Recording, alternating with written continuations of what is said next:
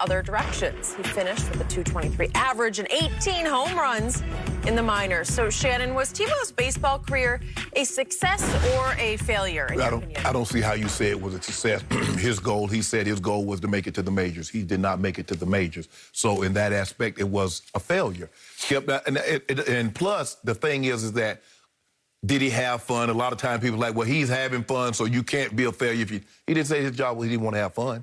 He said, I want to make it to the majors. It was a tall task. Skip, I believe Tim Tebow could have been a Major League Baseball player had he devoted the time to baseball like he devoted to football. But that's a fair statement. Skip, yeah. That's a tall task to ask. We were talking about this, Skip, the other day about LeBron. Because LeBron, Skip, I'm not saying LeBron couldn't have made it to the NFL. If he'd have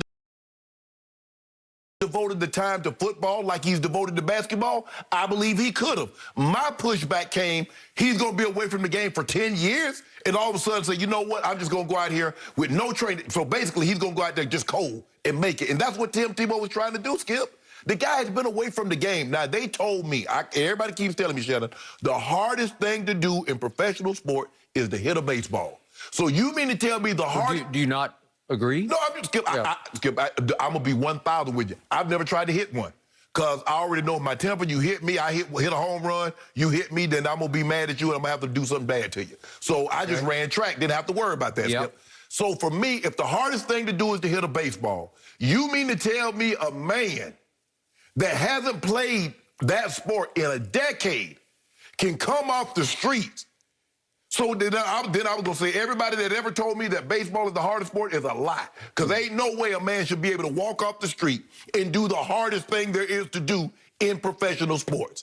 So for me, Skip, I mean, and the Mets did everything they could, Skip. They tried to keep him afloat. Skip, he hit 163 in AAA. He had .223 average in the minor league for his career. Batted .151 in 4 spring trainings in major league competition. Skip, how many guys going to get an opportunity? You hit 151 in 4 spring trainings, they're going to keep inviting you back? You know he got opportunities because he was Tim Tebow. But even that, at the end of the day, that's the thing I love about sports. Because sports don't care anything about your name. The cameras don't care anything. Can you do the job? Can you catch? Can you shoot it? Can you drop your hips? Can you defend?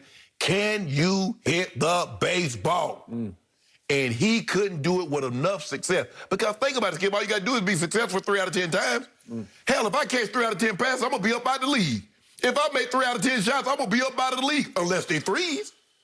So, no, Skip, it was a failure. It was a failure. It was a failure. There's no other way around it because his goal was not to go to AAA. It was not to go to win a league ball. His goal was to be, when they start, late March, early April, and when they trot out there to Shea Stadium, whatever, the Met Stadium or whatever it is now, Skip, he wanted to be able to run out there on the field, and that's not going to happen now.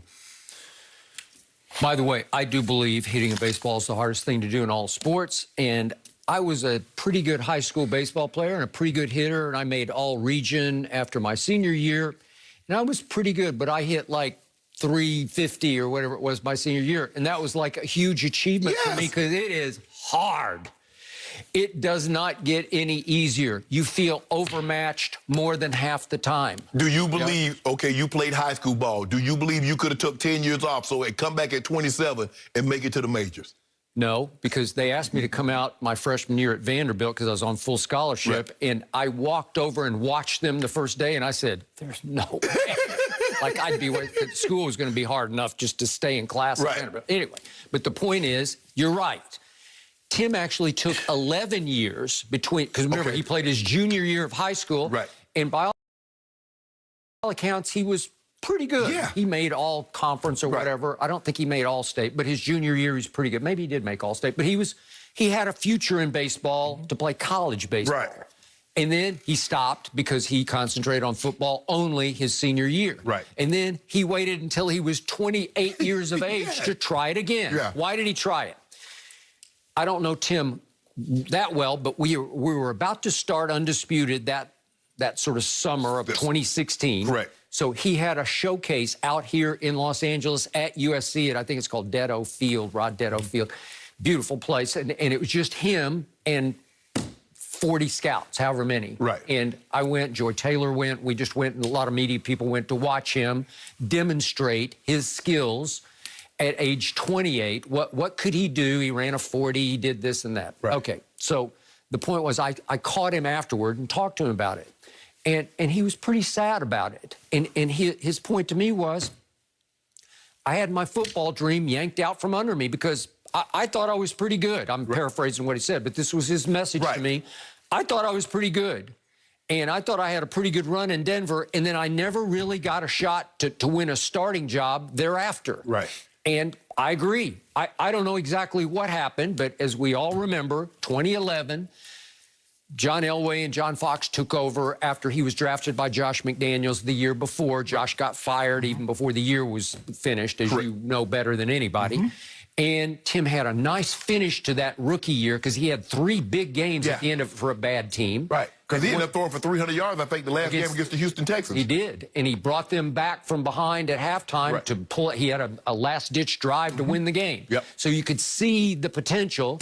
But Elway and Fox wanted to go a different direction. He wasn't their cup of tea. I got it. And they started with Kyle Orton for the first 5 games, and they fell to 1-4. And they had a game at Miami, and they said, okay, let's just throw him into the fire and get this over with. Because if he stinks it up, then we can go on and say we tried. And you know the rest of the story. They won in overtime at Miami, and they were off to the races. And they won the division, and they beat Ben Roethlisberger in overtime in the first playoff game. Fastest overtime in NFL history. It was. Can we see that just for a minute? Well, that's the last time. He's out. He's done. This is it. One throw to Demaryius Thomas, boom, on the money. That looked pretty good to me. That looks like he could throw a little bit. Come on, Ike Taylor. Come on, Ike. No! DT tossed him. At that moment, I am rolling on the floor of my apartment in New York City saying, I can't believe it. There was a moment like, wait, is it over? Yeah, it's over. Yes. It's over. It's over. They just beat Big Ben Roethlisberger.